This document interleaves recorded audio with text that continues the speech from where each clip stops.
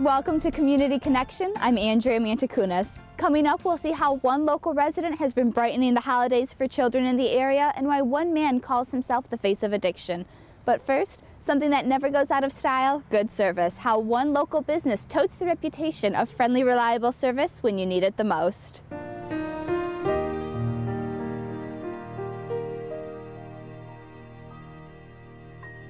My name is John Wood, owner of Woods Okemos Marathon here in downtown Okemos. Woods Okemos Marathon is a full-service automobile repair facility and gasoline and towing and road service. It's the old-fashioned service station type. We go out and we wash the windows and we offer to check their oil, and if they need air in their tires, we put air in their tires. And a lot of people will want us to pump their gas for them, but then there's some that want to pump their own gas. So if you want us to pump your gas for you, we will do it. And if you don't want us to, we won't. My dad started the business back in September 1959. My brother and I both started working here when we were age 13. When my father passed away in '92, my brother and I purchased this business from my mother, and then he passed away in 2000. Over the years, the service station business has changed. They are a dying breed, and there's not even hardly any left anymore. They're just a thing of the past. But we've never changed, and we've always just kept everything the same, and we've never really have done anything different here than what we did years and years and years ago. Our employees take very, very good care of us. We have a lot of long-term employees here. I'm very fortunate and very lucky to have such great employees here, along with great customers too, because if I didn't have the great employees and the great customers, then it wouldn't be what it is here.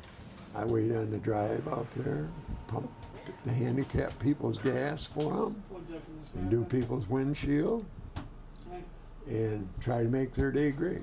Roger, he is the man here at Woods Okemos Marathon. Everybody knows Roger. Everybody loves Roger. He has a great rapport with people, and it doesn't matter who you are. When you meet Roger, you become his friend.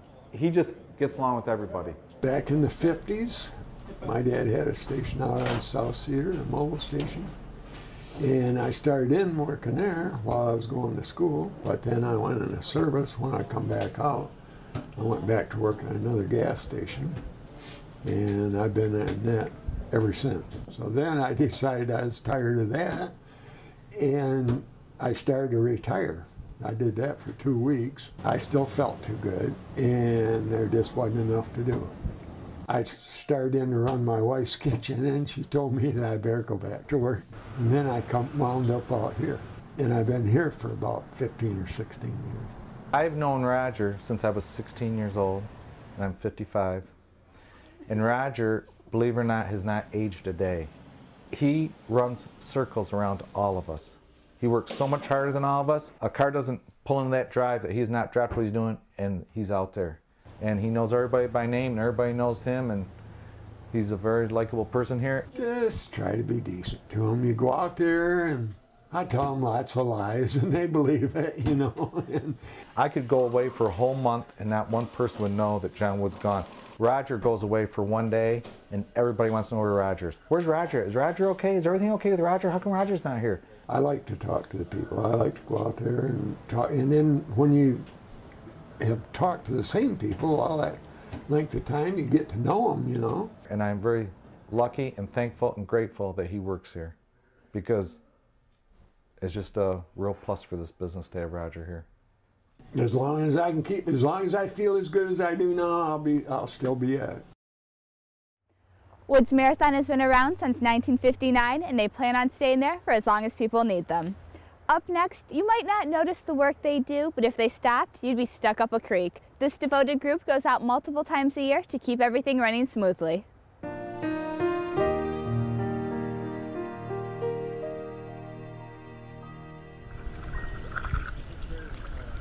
I've only been paddling for about 6 months, so I'm new. No, I'm a novice. I like it. It's nice. You feel like you're out in the woods, even though this is more of an urban, sort of area. Every time you go out, and even the different seasons, the landscape is different. Also, there's different animals. I mean, you see birds and deer and all kinds of different things. I saw there was a beautiful red-headed woodpecker, so you don't see those things every day. The Red Cedar River is amazingly clear of trash in this section. The natural ecosystem of rivers and The water coming up in the spring and going down in the summer, branches and trees fall in and they block the flow of the river. That makes it hard to use as a natural resource for your everyday recreational canoer or kayaker trying to get down the river and then have to deal with all these obstructions and blockages. So what we do, following Department of Natural Resource woody debris guidelines, is we make just enough clearance for boats to get through safely, and then your average person who probably doesn't know anything about the Lansing Oar and Paddle Club can come out here with their kayak, with their family, with their kids, and go float down the Red Cedar and enjoy this amazing resource that we have. Welcome to Community Connection. I'm Marinda Valley.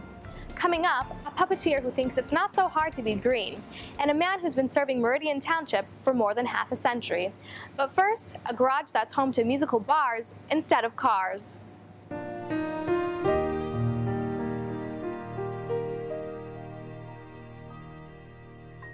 I'm Andrew Adams. I'm a Michigan State super senior, I guess.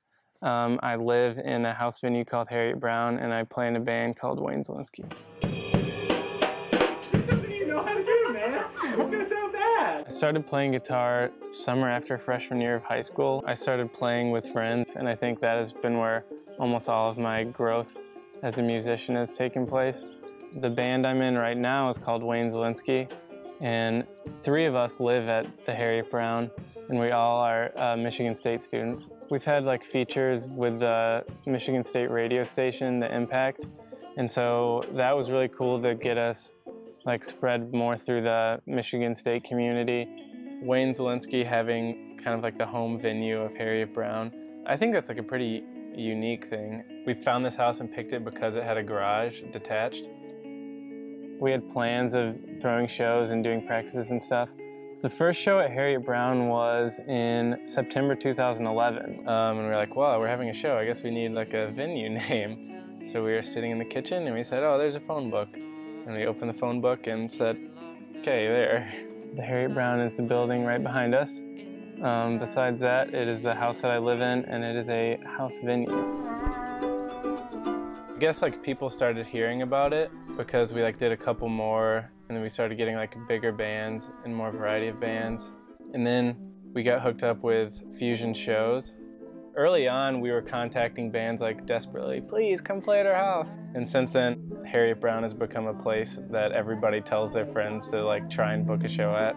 So like out-of-town bands will contact us all the time about getting shows here. The community's just been like growing and growing. I would say the majority of the people who come here are students at Michigan State, but definitely not all of them. Hosting shows is really hectic, but I try to talk to people. If I like see somebody I don't recognize at all, or like a little crew of people I don't know, I want to like figure out like where the heck they came from and like who they are. It's always cool to just see like new faces every time. I think Harriet Brown's developed a reputation. Like I've had people talk to me about shows at Harriet Brown without realizing that I lived there and like put together the show. I think house shows have a lot different potential than venue shows, because there's something like special about bands playing on the same level as the people in the audience. When like a local band is playing, like all their friends are like in the front yelling all the words back to them, and it's sometimes it might be hard to see and like it's like muggy and hot, but it's just like it's a different kind of thing. Harriet Brown has kind of become like a little hub for a lot of different communities. We have a lot of like emo, indie rock, stuff like that, shows that happen here, but then also like folk bands play here sometimes, and it's kind of this like separate world. Since they're all sort of aware of this space, it unifies the Lansing art community sort of. It's just really cool to have a place where you can put on a show without having to go through anybody else. I guess that's what running a venue is, but that's something that none of us have really had access to before. And so if we need a show, or if we want a show, we can just do all the work and set it up all of ourselves. And it can be exactly what we want it to be. Welcome back. Here's a look at how one man's journey looks to benefit the future of one organization.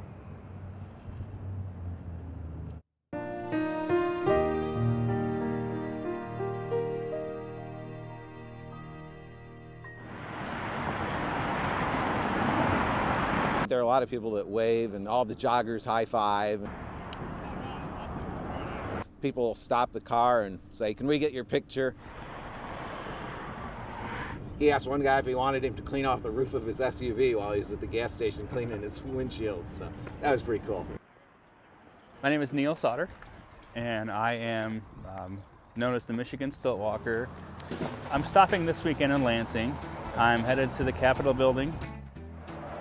Neil volunteered to help us out with a fundraiser several years ago, and he called us back up against this year and asked if he could walk around Michigan again. Back in 2008, I did my original stilt walk where I walked across the whole state and raised $85,000 for United Cerebral Palsy. So this is the second of my long-distance fundraising walks. I started this trip at Ann Arbor Friday morning, and then I walked from Ann Arbor to Brighton Friday. I got a scholarship in college because I have cerebral palsy, and I wanted to do something to pay back that money. And so I thought, hey, doing a stilt walk would be an awesome way to kind of show how cool technology can be to help people with disabilities, and also to get a lot of attention for the fundraisers.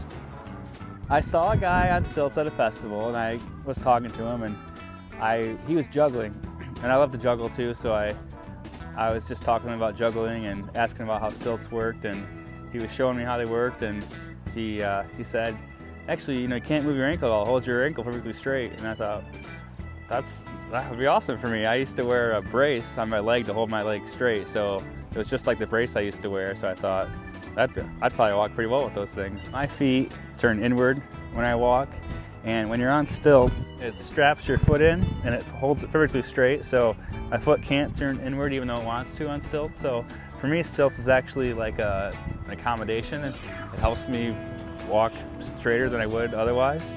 So I thought it was pretty cool that stilts could help me walk. It took a lot of practice, but I mean, it was kind of cool that my legs seemed to fit well with stilts just because of the way it held my legs straight. And I also walk really flat-footed on stilts, which I do naturally, so it seems kind of a good fit for my walking style. The first couple days are really hard for me because I get a lot of blisters, and it takes a while to get used to being on the stilts that much. But once I get going, I really enjoy it, and it's kind of a peaceful thing to do and really cool to inspire people and raise money. So I mean, I enjoy it, and if this trip is another successful fundraiser, then I would like to do it on an annual basis if that's possible. I went to school here for 2 years. I studied in the Department of Natural Resources and the Environment. So I was interested in kind of environmental advocacy. So I'm different than disability advocacy, but I like the advocacy type work. Could always use some more help if people want to donate at home. WalkForNoLimits.org. People can go on there to donate or learn more about United Cerebral Palsy. They can also help with helping me set up lodging for other locations or help spread the word. And I'm going to be in different parts of the state each of the next 6 weekends, so there's a lot of areas that I can cover. So if they know friends in different towns, they can call them and say, hey, this guy's coming, could use your help for this trip.